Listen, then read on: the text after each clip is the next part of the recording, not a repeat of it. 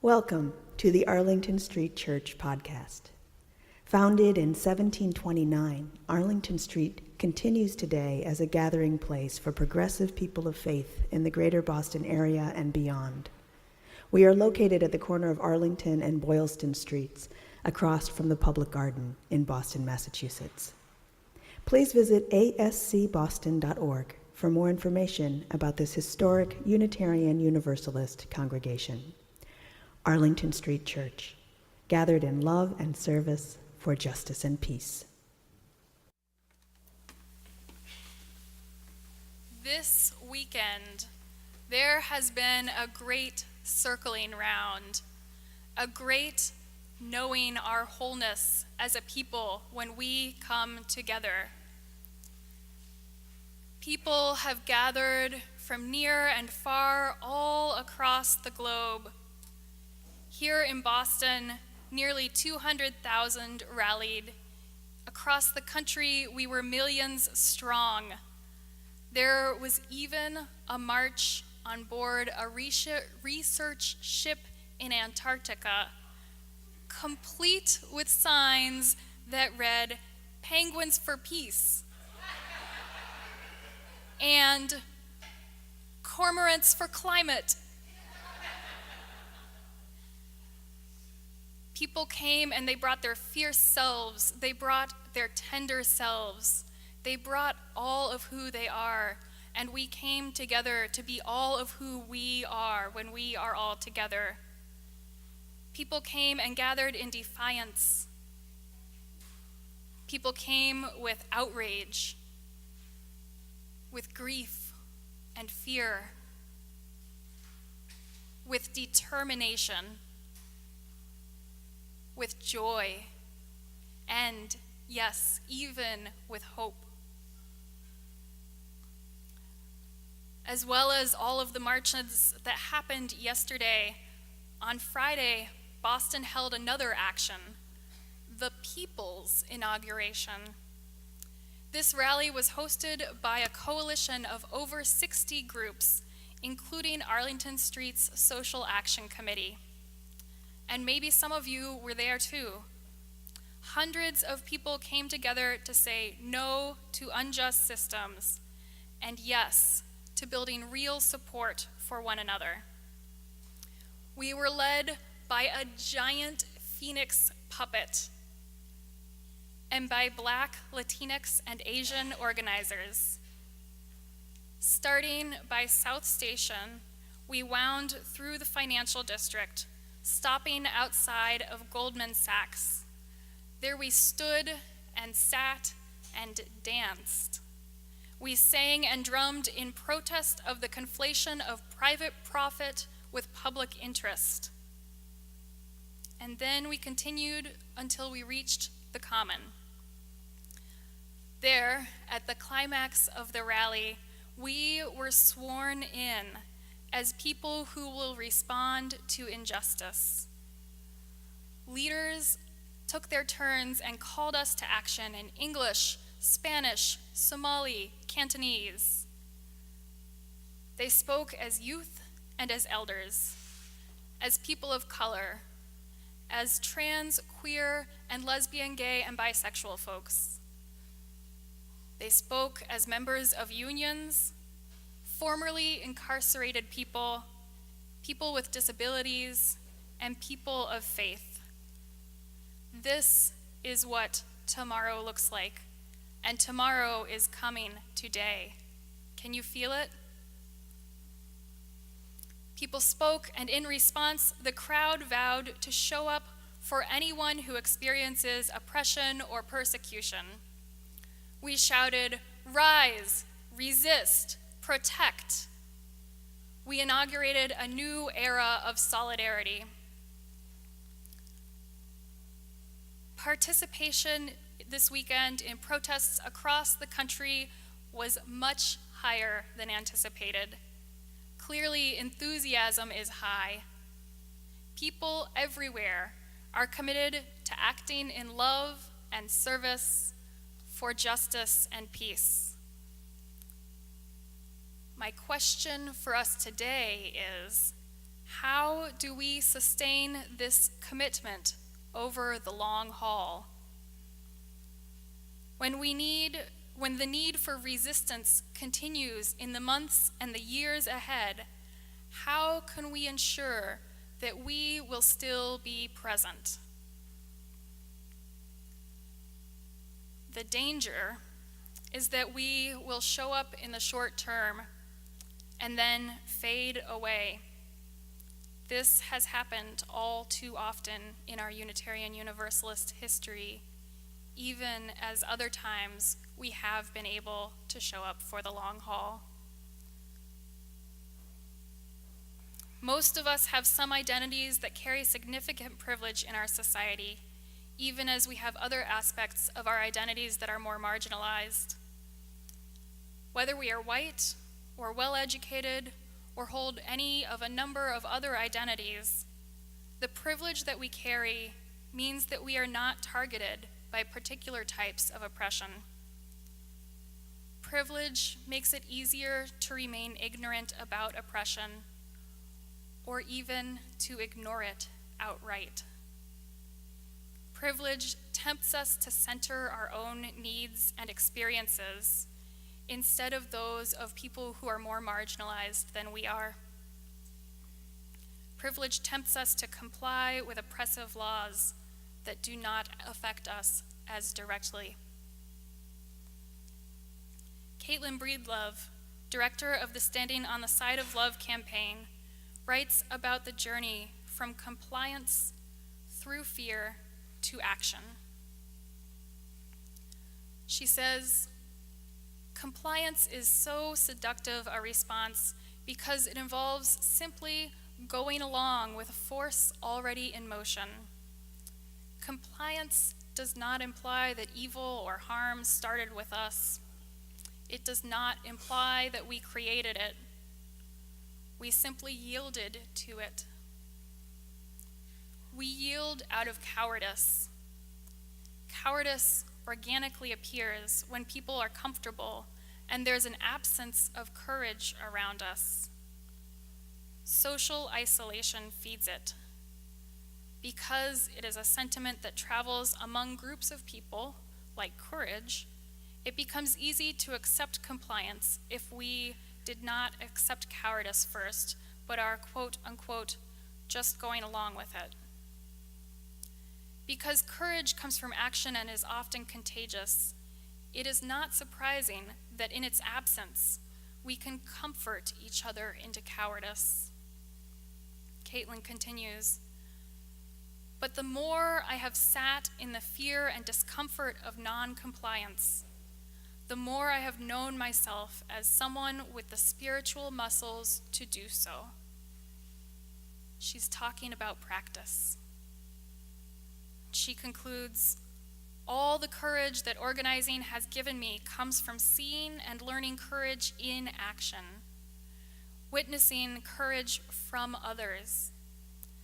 My own courage has not appeared because I willed it into existence, or because of big speeches I made, or because I told myself I should be brave. No. The courage that I have now, which fails me sometimes still in moments of doubt, comes from organizing with Black, Latinx, and LGBTQ people in red states. It comes from being in deep relationship and from seeing my political fate as tied to people other than myself. That is the courage that I recognize when I look at Standing Rock. It is not a courage that came from data or facts. It was not the courage of late adopters, those who jump on the bandwagons of campaigns or movements when they seem like a safe bet. It is the courage that leads you to make peace with what side you are on, regardless of outcome. We have the responsibility for which feelings we collectively spread, and only by having courage can we invite others to have courage." So, how do we grow our courage? we practice daily habits of resistance, showing up time and again, acting as consistently as we can. And we heed the voices of people who are most marginalized. And we do it together. Relationship is the thread that binds us in solidarity. Relationship helps sustain our work. We all need companions on the journey. We need people with whom we can process our experiences, people who we can count on to show up for us, and who will call us up when we neglect to show up ourselves. So who are your trusted companions? With whom and to whom have you pledged your solidarity? Who do you call on when you need courage?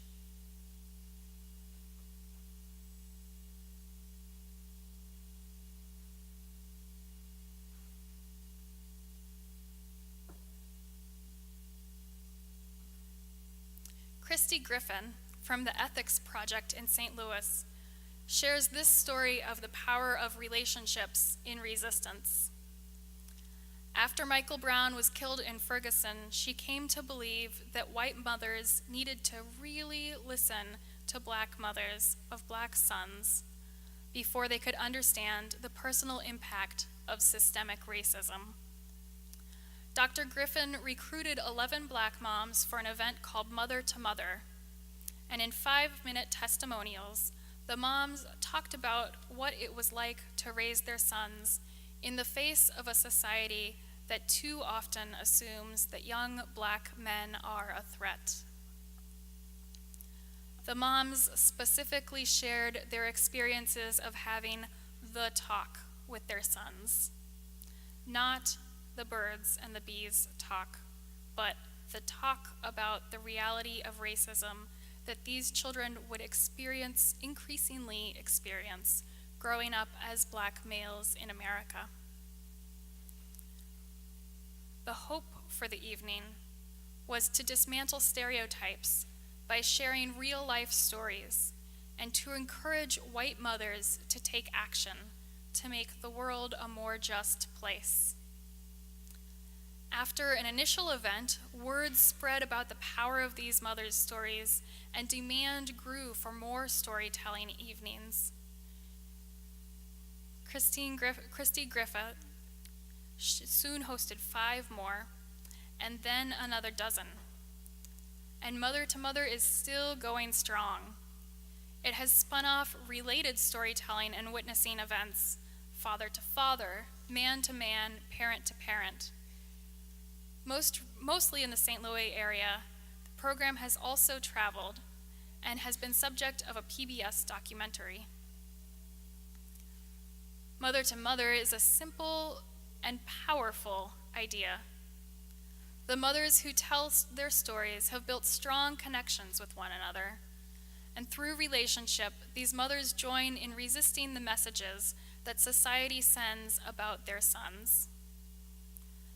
The mothers who listen are invited into deeper relationship too, with their white neighbors and their black neighbors. They are asked to join in relationship and resistance to systemic oppression. One example of how this work has continued was the St. Louis Mothers March. Moms of all races came together with their non-mom allies to call for an end for the killing of children, especially black and brown children. These mothers came together to hope and work for a world of peace. So one key part of resistance is relationship. Another key is commitment. Marchers at the People's Inauguration committed to rise in the face of injustice, to resist oppression, and to protect those most directly targeted. You too can take this pledge to rise, resist, and protect. You can also reaffirm our Unitarian Universalist principles as principles of justice. They are deeply spiritual and deeply justice-centered, both at once. and we affirm that these are not two separate things, but one in the same, happening together. There is a new UU Declaration of Conscience, and you can sign on at uua.org. It is our collective commitment to respond to hatred, oppression, and injustice as people of faith. This is our pledge. Quote, "At this extraordinary time in our nation's history, we are called to affirm our profound commitment to the fundamental principles of justice, equity, and compassion, to truth and core values of American society.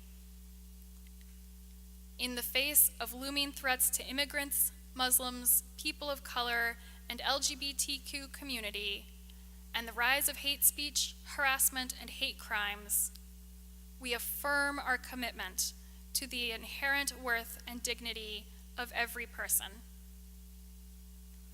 In opposition to any steps to undermine the right of every citizen to vote or turn back advances in access to health care and reproductive rights, we affirm our commitment to justice and compassion in human relations. And against actions to weaken or eliminate initiatives to address the threat of climate change, actions that would threaten not only our country but the entire planet, we affirm our unyielding commitment to protect the interdependent web of existence of which we are a part. We will oppose any and all unjust government actions to deport, register, discriminate, or despoil. As people of conscience, we declare our commitment to translate our values into action as we stand on the side of love with the most vulnerable among us. Friends, is this declaration of conscience something that you can get behind? Can I get a yes? Yes. Good. Will you believe in and work for each person's inherent worth and dignity? Yes. Will you work for justice and compassion in human relations? Yes. Will you center the needs of the people most directly affected by hate? Yes. Will you act on the side of love? Yes. I am so glad to hear that.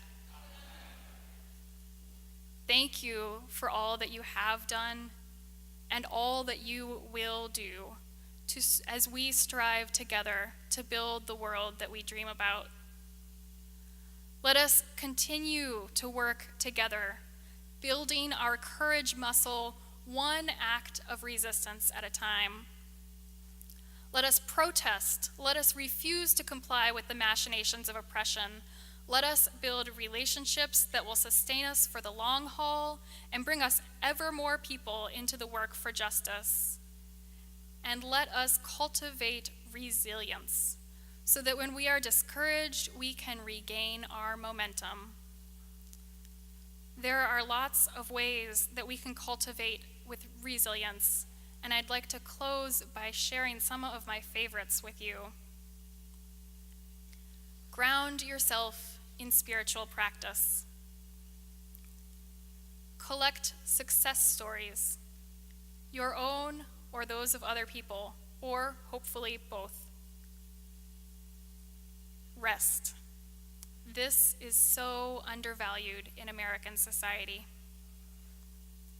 Surround yourself with beauty, art, music, therapy.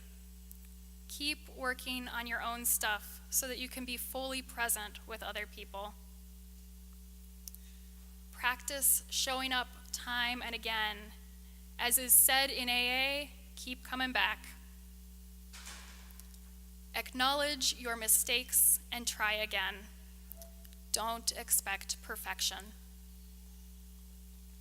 Notice where goodness is already present. Seek out hope, wonder, and joy.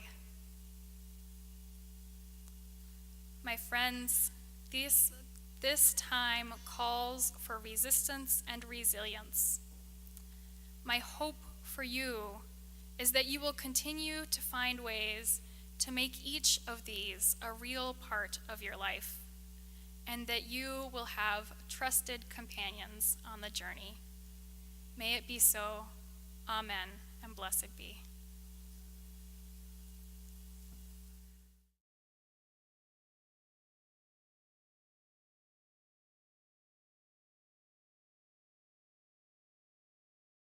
Thank you for listening to this week's podcast. We would love to hear from you via email at office@ascboston.org or through our Facebook page. If you would like to support the good work of Arlington Street Church, please consider a contribution by check in the mail or through our website, ascboston.org.